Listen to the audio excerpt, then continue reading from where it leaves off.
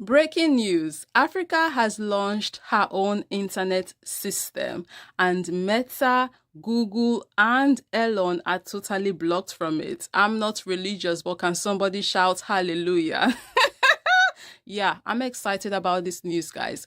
So, the African Union has built a network devoid of Western influence and control, and it is called the Continental Internet Exchange. And it represents a foundational shift towards Africa's digital independence. Amen, somebody. Finally, took long enough, but better late than never. I'm very excited for this news. I'm hot and heavy. I'm just hearing about this, and I could not wait to come share this good news, guys. I could not wait. For those who don't know why this is important, I came by a video that's currently circulating the interweb. I've seen it on Facebook. I've also seen it on TikTok.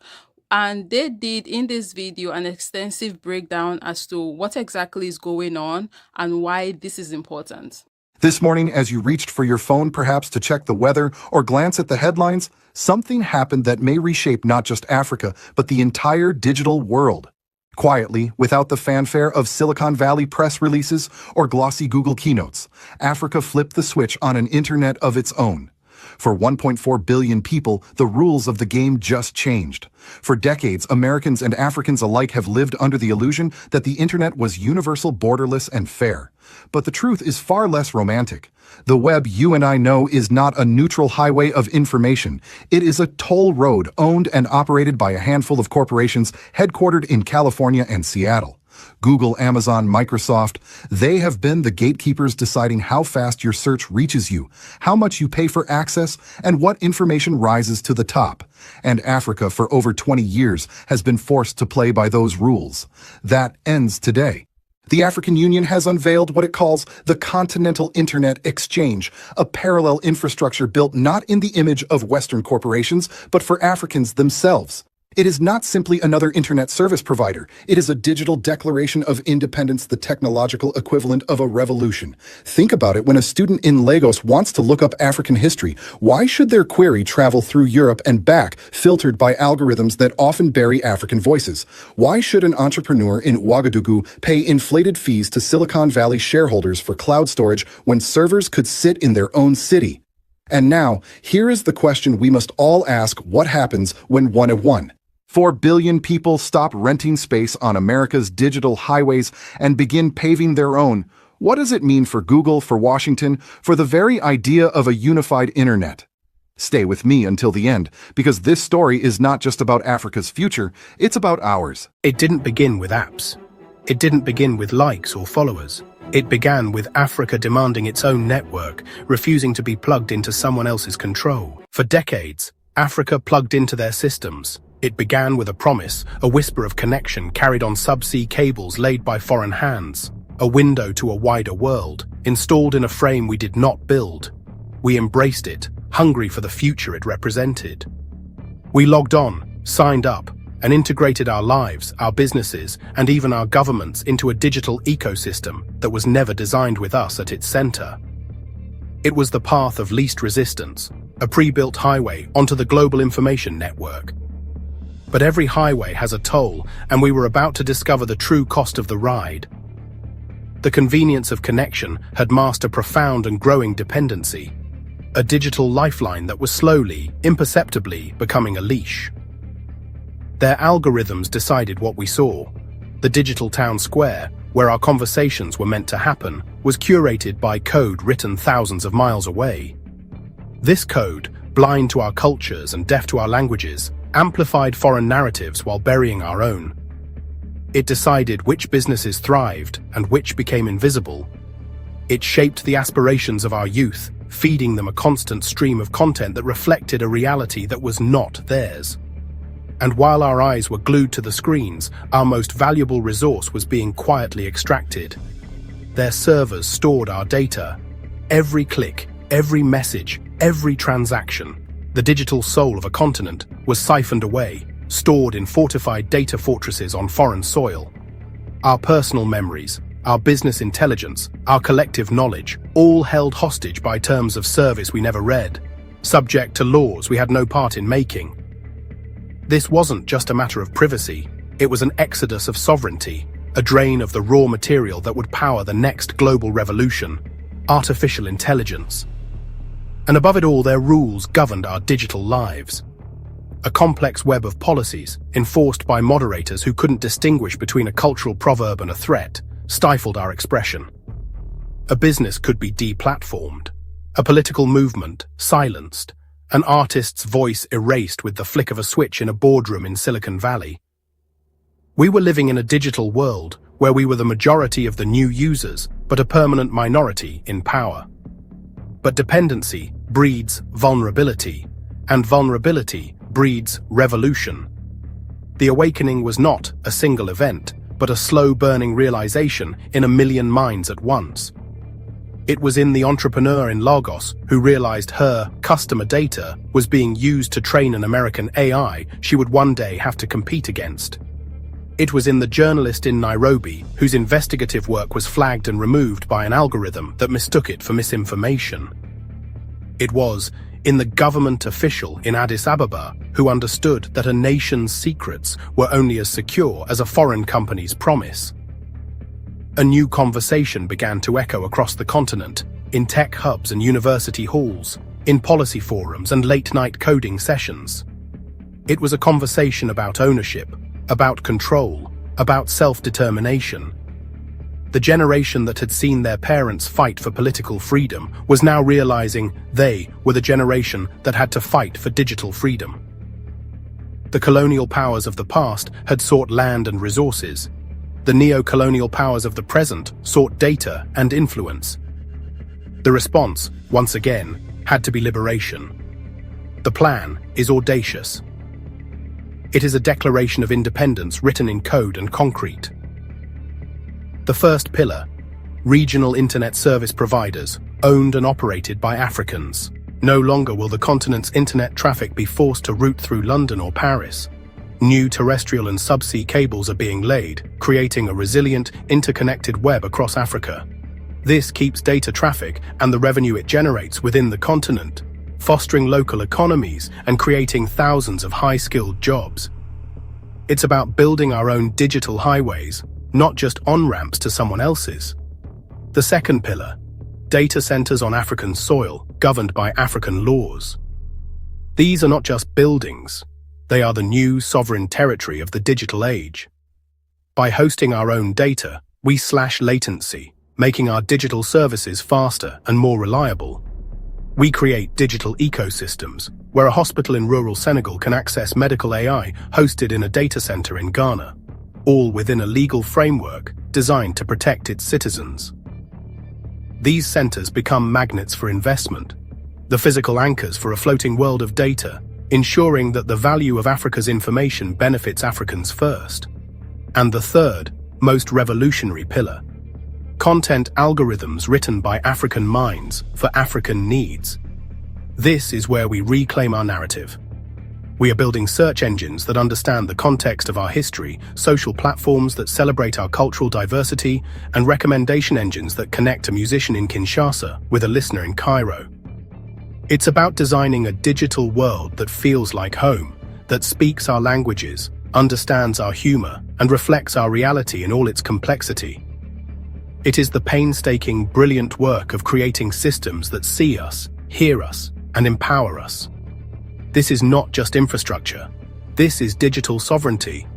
It is the 21st century equivalent of printing our own currency, of controlling our own borders.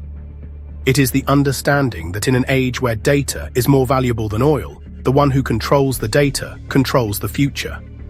This is about building the capacity not just to consume the next technological revolution, but to lead it. It is a declaration that Africa will no longer be a mere market for foreign technology, but a global force in its creation. The West watches nervously. The titans of Silicon Valley, who saw Africa as the last great frontier for user growth, now see a fortress being erected. Billions, potentially trillions, in future revenue are at stake. The continent of 1.4 billion people is not just a market. It's the future of the internet, and it is threatening to chart its own course. The reaction is swift, but subtle. their quiet lobbying begins. In the halls of power, through diplomatic channels and trade negotiations, they apply pressure. They speak of global standards, interoperability, and security risks, coded language for maintaining the status quo. Their influence campaigns activate. Suddenly, articles appear questioning the expertise of African engineers. Paid analysts cast doubt on the economic viability of the projects. The very social media platforms they control become conduits for a narrative of fear, uncertainty, and doubt, precision targeted at African citizens and policymakers. It is a new kind of war, fought with press releases, sponsored content, and backroom deals. But the whispers of doubt are being drowned out by the roar of construction and the hum of servers. The challenges are immense, the opposition powerful. But for the first time in a long time, the future of Africa's digital world is being debated and decided in Africa. The momentum is undeniable. The will is unbreakable. Africa has decided. The network will be ours. The revolution begins not with a bang, but with the quiet hum of a local server. In Kenya, this hum is the sound of education being reclaimed. Here, educational content is no longer a foreign import, passively consumed. It's hosted on servers just a few hundred kilometers away, meaning lessons load instantly, even in remote schools with fragile connections. The curriculum itself is being decolonized, pixel by pixel. Students learn about the Kingdom of Axum alongside the Roman Empire. They study the physics of the savanna ecosystem, and they see themselves reflected in the digital stories they're told. This isn't just about access. It's about relevance. It's about building a foundation of knowledge that is authentically, unapologetically African. Across the continent in Nigeria, homegrown social platforms emerge, capturing the chaotic entrepreneurial energy of the nation. These aren't clones of Western apps. They are digital marketplaces of ideas, buzzing with the rhythm of Lagos and the wit of Nollywood. They are spaces where community is forged in shared languages and inside jokes, where the algorithm understands the subtle nuances of regional identity. Here, content moderation isn't dictated by a distant corporate policy written in California. It's a conversation happening in real time, guided by local ethics and cultural understanding. It's a delicate, complex process, but it's their process. Further south, the ambition scales up. Ghana builds its own cloud services, a declaration of digital independence. Government records, national health data, the country's very memory, are now stored on Ghanaian soil, secured by Ghanaian hands. In South Africa, teams of coders are tackling one of the biggest Goliaths of all. They are building their own search engines. The goal is not to replace Google, but to offer an alternative. An engine that prioritizes local news, that understands a query in Isaac-Xhosa, that elevates small domestic businesses over multinational corporations in its results. Each line of code is a quiet act of defiance, a recentering of the digital world. And this entire digital ecosystem is being built on a foundation of sustainability. This is a revolution powered by the African sun. In the vast, sun-drenched landscapes, a new kind of infrastructure is taking root. Solar-powered data centers that leapfrog the carbon-heavy technologies of the past, creating a digital future that is both independent and environmentally conscious. It's a powerful statement that technological progress does not have to come at the expense of the planet. This is infrastructure governed by African values, serving African dreams, a testament to a future imagined and built on its own terms. But this journey is not without its immense challenges. The triumphs are hard-won, and the path forward is fraught with peril. Some fear isolation. Critics warn of a splinternet, a fractured web where digital walls between nations stifle innovation and cut the continent off from the global conversation. They argue that true strength lies in integration, not separation. Others point to the colossal economic hurdles. How can a fledgling Nigerian social app compete with Meta's billions? How can a Ghanaian cloud service rival Amazon's global scale? The battle for market share, for funding, for talent, is a daily struggle against deeply entrenched giants. There is also the monumental task of governance. Crafting data privacy laws and content policies for a continent of 54 countries and thousands of cultures is a complex, often contentious process. Yet, despite the risks, the people speak of freedom, of control, of finally owning their digital destiny. For them, this is not an abstract debate. It's the tangible feeling of a network that serves their needs, an economy where they are participants, not just products. It's the difference between being a passive consumer of a globalized culture and an active creator of your own. This is the tension at the heart of the movement, the fear of isolation on one side and the embrace of liberation on the other. A continent stands at a crossroads, choosing not a path of isolation, but a path of self-determination in a connected world. The debates may rage in conference halls, and the economic battles may be fought in boardrooms. But perhaps the clearest perspective is found here, in the quiet focus of a child who sees her world, her stories, and her heroes reflected back at her from a glowing screen. The adults may wrestle with the complexities of policy and economics, but the children understand the simple, powerful truth. This network speaks their language. It knows their stories. For them, this isn't about politics or protectionism. It is simply, finally, home. A silent, seismic shift is underway. The geopolitical map, once etched in ink and conquest, now rewrites itself in light and code. For generations, the world's data flowed in a predictable colonial pattern, a torrent of information cascading from the global north, with Africa positioned at the very end of the line. A digital cul-de-sac. But look closer now. The very direction of our digital world is changing. The old north-south monologue is being replaced by a vibrant, new east-west dialogue, with Africa at its linguistic core. New subsea cables, arteries of pure potential, are no longer just tethering the continent to Europe and North America. They are creating unprecedented digital bridges, linking South America to Asia, directly through African shores. The continent is transforming from a mere endpoint into the planet's essential digital crossroads, a central nervous system for global communication. This is not just an upgrade in infrastructure. It is a fundamental realignment of power. Because in the 21st century, to control the flow of data is to hold a new form of sovereignty. This newfound centrality is the bedrock of a new posture on the world stage. The era of supplication is over.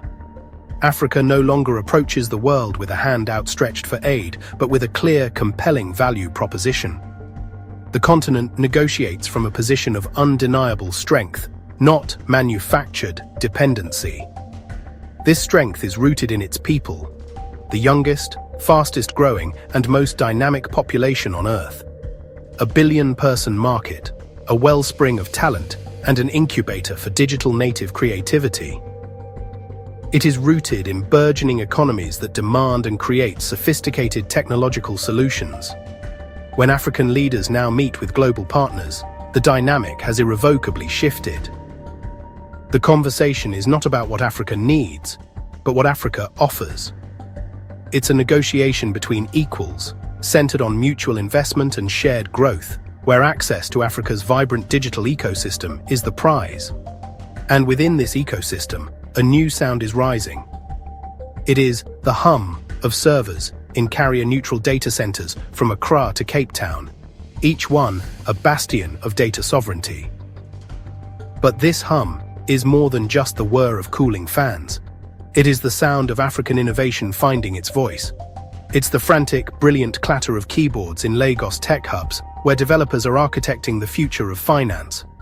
It's the quiet focus in Kigali, where AI is being harnessed to revolutionize healthcare diagnostics. It's the buzz of agricultural drones over the Great Rift Valley, optimizing crop yields with data-driven precision. The fiber optic cables that now crisscross the continent and the ocean floor do not just carry data packets. They carry the boundless ambition of a generation. They carry lines of code that are solving uniquely African challenges, business plans for the next global unicorns, and the vibrant, unfiltered stories of a continent authoring its own renaissance. For too long, the world's message to Africa was simple and subtly condescending. Plug in, they said. Connect to network, use platforms, consume content. The subtext was clear. Africa was to be a continent of users, not builders. A vast market for finished products, not a source of foundational technology. They told Africa to remain a passive consumer in a digital economy where the rules were written elsewhere and the profits flowed elsewhere. This model was a form of digital colonialism designed to extract value, user data, advertising revenue, market share, while perpetuating a cycle of technological dependency. It was a narrative that assumed a lack of capacity, a poverty of imagination, and it sought to confine African potential within the role of a perpetual late adopter, forever playing catch-up. But that narrative has been shattered by the undeniable force of African agency. Now, Africa is not just plugging in, it is forging the network itself. Across the continent, a revolution in infrastructure is taking place. African hands are laying the terrestrial fiber that brings high-speed connectivity to once remote villages. African capital is building the sprawling, hyper-secure data centers that keep African data on African soil protected and localized. And most importantly, African minds are writing the code. They are building the software layer that gives this new infrastructure its soul. From mobile payment systems that leapfrog traditional banking to logistics platforms that untangle complex supply chains, African developers are creating context-aware solutions for their own communities.